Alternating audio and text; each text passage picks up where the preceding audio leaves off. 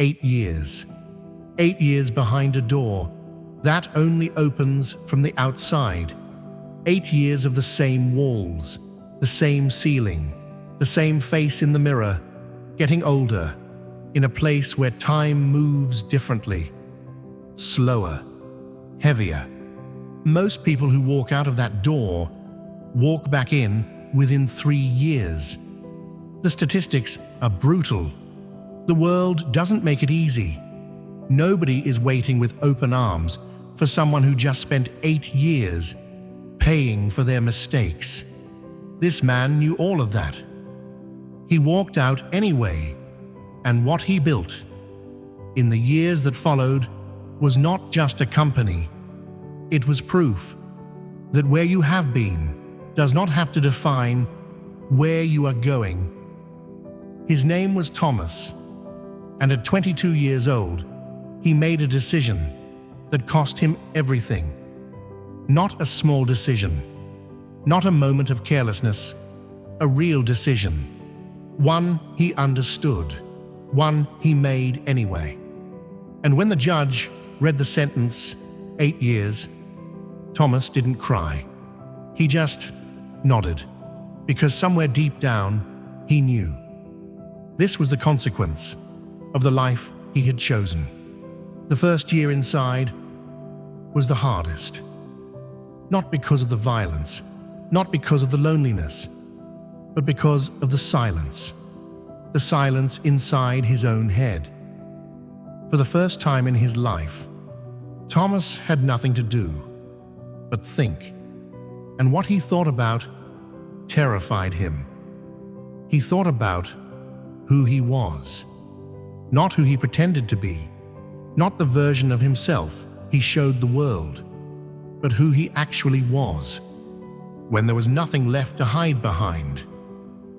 In the second year, a prison librarian named Mr. Collins handed him a book. Thomas tried to give it back. "I don't read," he said. Mr. Collins looked at him. "You do now," he said, and walked away. Thomas read the book, then another, then another. By the end of the second year, he had read over 100 books: business, psychology, biography, history. He devoured everything, not to pass the time, but because for the first time, he could see something, a version of himself he had never believed was possible. In year 3, Thomas asked the prison if he could start a program, a small workshop where inmates could learn basic business skills. The warden looked at him for a long time, then said, "If you can put together a curriculum, I'll give you the room." Thomas spent 3 months building the curriculum, by hand, on paper, with a pencil, because that was all he had. The first class had 7 people. Most of them came because they had nothing else to do.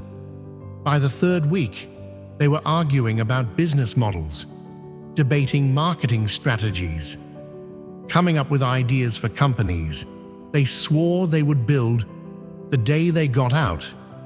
Thomas watched them and felt something he hadn't felt in years: purpose. He ran that program for 5 years. Over 300 inmates came through his classroom. Some of them came back to tell him what they had built: a cleaning business, a food truck, a construction company. Thomas collected every one of those stories, like evidence that people were more than their worst decisions.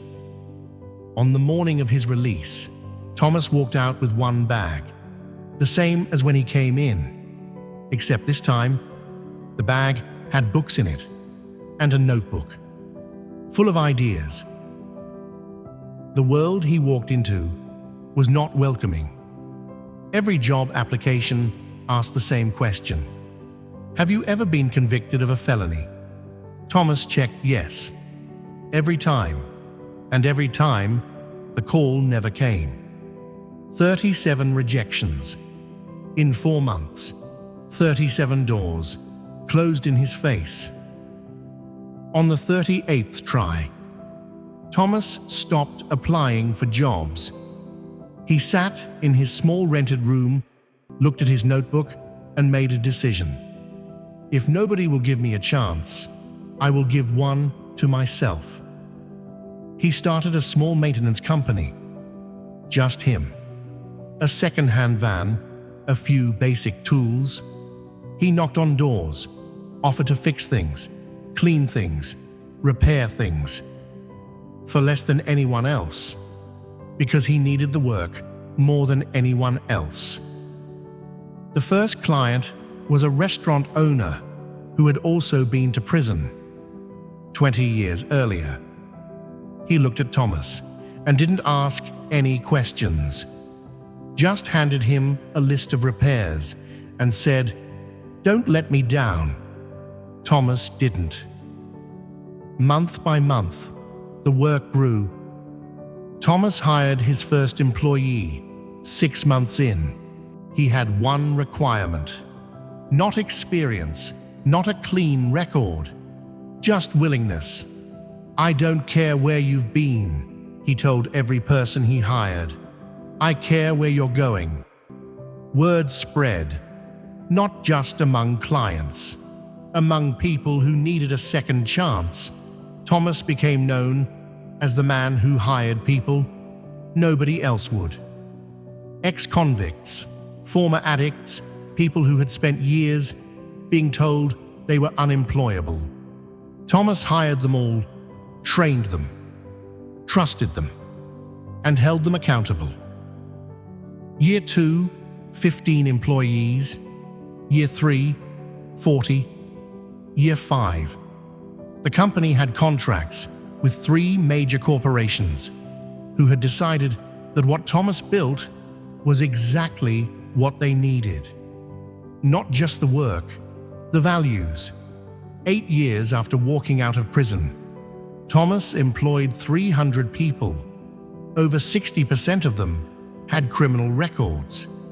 His company generated over $20 million a year and had a waiting list of people who wanted to work for him. A journalist sat down with Thomas once and asked him the question everyone wanted to ask.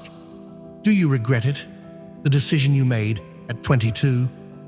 Thomas was quiet for a long time. Then he said, "Every single day. I regret the harm I caused. I regret the years I lost. I regret the man I was at 22. But I don't regret who those 8 years made me, because the man who walked out of that prison would never have built what I built if he hadn't first been broken completely inside those walls. Prison didn't make me, but it unmade everything that was in the way." Here is what Thomas taught me. We live in a world that loves a redemption story, but rarely gives people the chance to live one. Thomas didn't wait for the chance. He created it. Not because the world was fair. It wasn't. 37 rejections prove that. But because Thomas understood something that most people never learn. The world's opinion of you is just an opinion.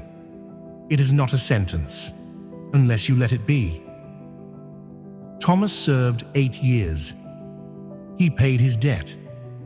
And then he did something remarkable. He refused to keep paying it. He refused to let the worst chapter of his life become the title of his story.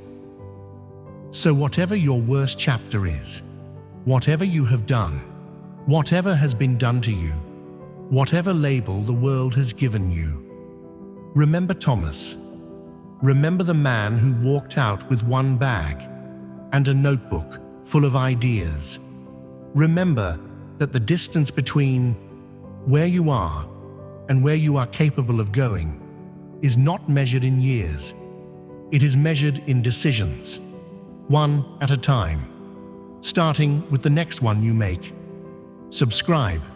Every week, one story, one lesson, one reminder that your past is not your prison, unless you decide to stay in it.